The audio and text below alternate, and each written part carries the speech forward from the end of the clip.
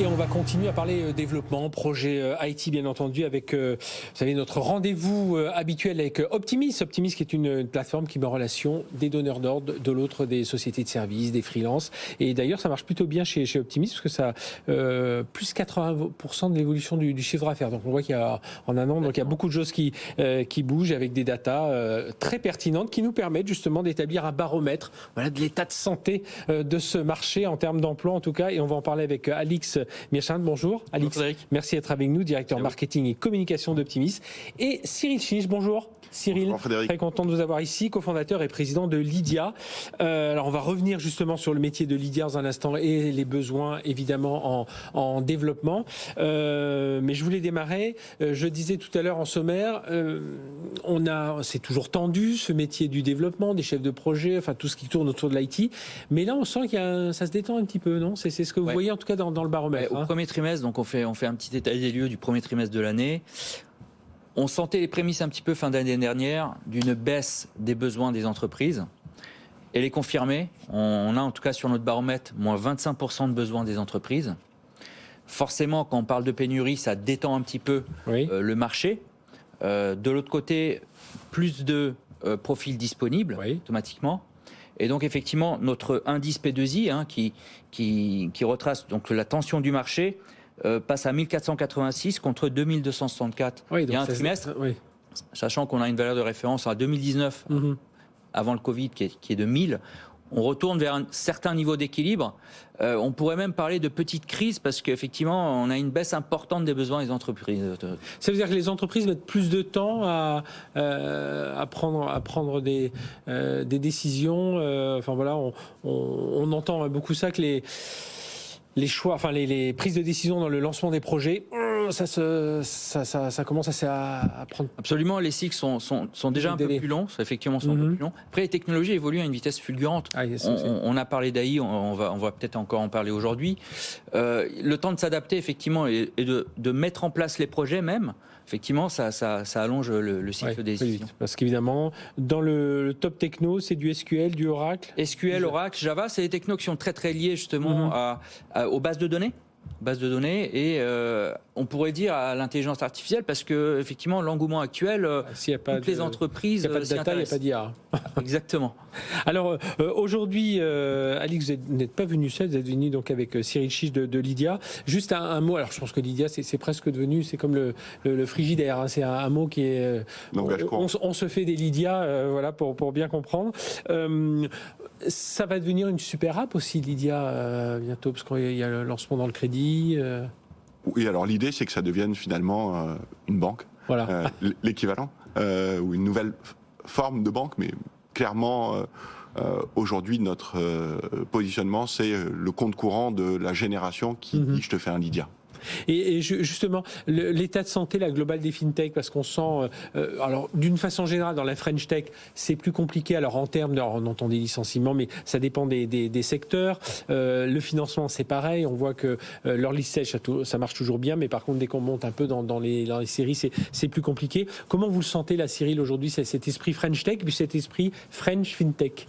Alors, pour l'ensemble de la French Tech et notamment la FinTech, on a quand même eu la chance d'avoir beaucoup de financement assez tard dans le cycle très agressif précédent.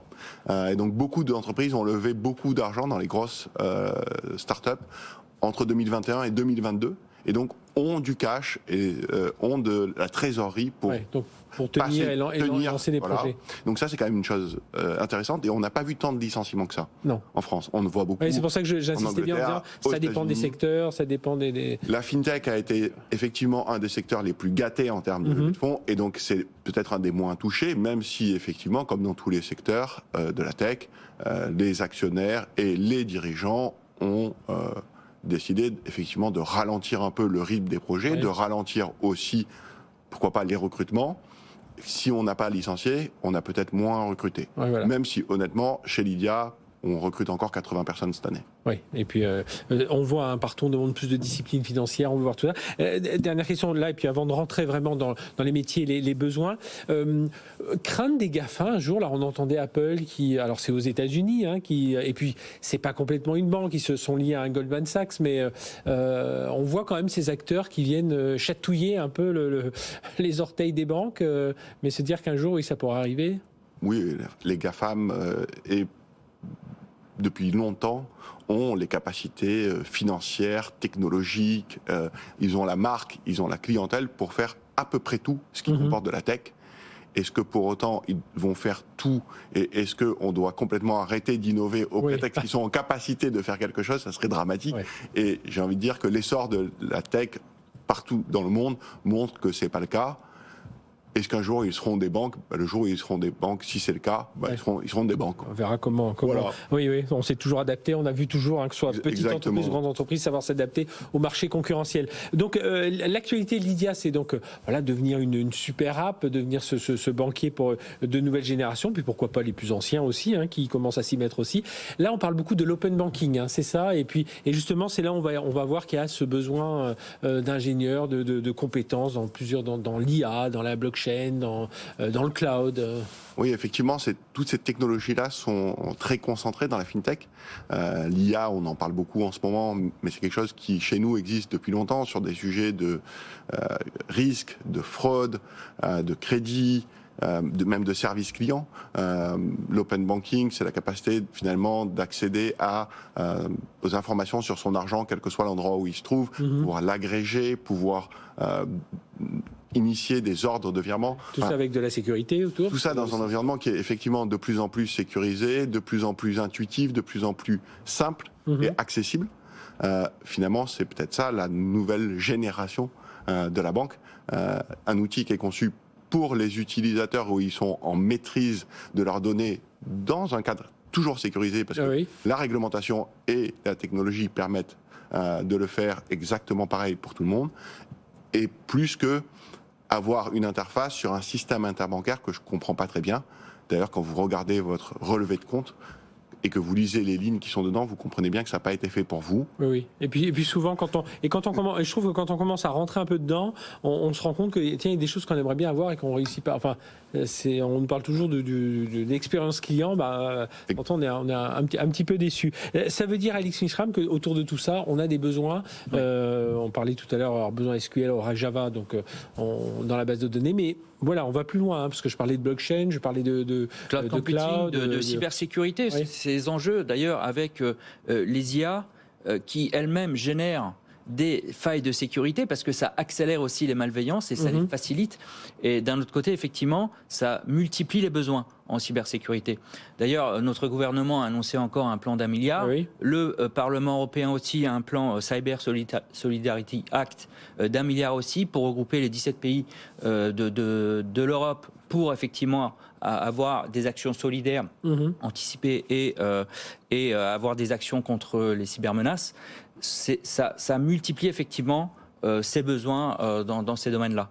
Ça veut dire, Cyril, aujourd'hui, là, sur ces 80 postes ouverts, ce sont tous ces profils là, dont vous avez besoin. Enfin, on parlait des bases de données, de l'IA, Oui, beaucoup de profils techniques, cloud. Beaucoup de profils effectivement liés à ces technologies-là, du cloud, de l'IA, de la data. Mais aussi, on est dans un environnement un peu particulier, donc des profils dans la conformité, dans la fraude, dans le risque, puisque ça fait partie des aspects métiers importants. Mais justement, par rapport à ces métiers, c'est-à-dire est-ce qu'on arrive peu à peu à ce que les uns, j'imagine dans les entreprises comme Lydia, on arrive à ce que les uns s'intéressent aussi au métier des autres? Alors je dis pas qu'il y a du low-code, no-code qui se met en place, mais que il y a un petit phénomène de balancier quand les gens spécialisés en réglementation s'intéressent quand même un peu à comment fonctionne une base de données, et puis de l'autre côté forcément, mais est-ce qu'on arrive à faire ces passerelles-là? C'est très intéressant, et on a réorganisé l'entreprise comme ça en début d'année, en créant non pas des équipes par métier, pour la plupart, alors il y a des équipes transverses évidemment, les RH restent la RH, la finance reste la finance, mais organisées autour de points sensibles importants pour le client, où on a créé des équipes pluridisciplinaires qui vont intégrer de la data, du product design, du product management, des développeurs, de la conformité, du service client,